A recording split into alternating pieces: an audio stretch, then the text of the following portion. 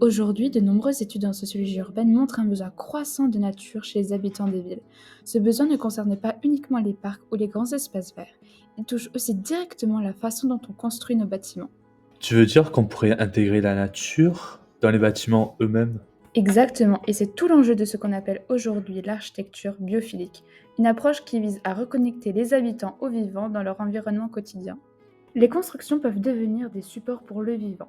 Par exemple, ils peuvent intégrer des nichoirs directement dans les façades ou encore concevoir des toitures mixtes à la fois végétalisées et équipées de panneaux solaires.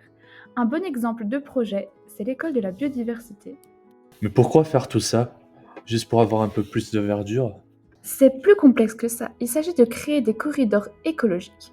Ce sont des liaisons entre les zones où la biodiversité peut se développer. En reliant ces puits de biodiversité, on permet à la faune de circuler et de se réinstaller en ville. Et dans la construction en elle-même, comment pourrait-on faire? Avec la terre crue, c'est un matériau local, géosourcé et qui offre de nombreuses possibilités constructives. Et c'est vraiment possible, même en ville? Oui, la terre crue peut être utilisée pour fabriquer des briques, des enduits ou des murs porteurs. Par exemple, un immeuble de 42 logements en terre crue a été construit à Bagneux.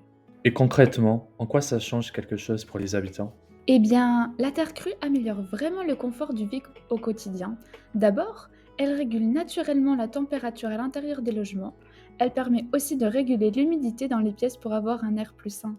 Donc, on pourrait combiner les deux approches? Absolument! En associant terre crue et biodiversité urbaine, on peut imaginer des bâtiments qui sont à la fois sobres et favorables aux vivants. Ainsi, cette approche valorise les ressources locales et peut transformer. Elle crée de nouveaux espaces, riches en divers écosystèmes et sains, et permet également de repenser la place de la nature dans notre quotidien urbain. C'est une manière de construire un environnement plus durable et résilient.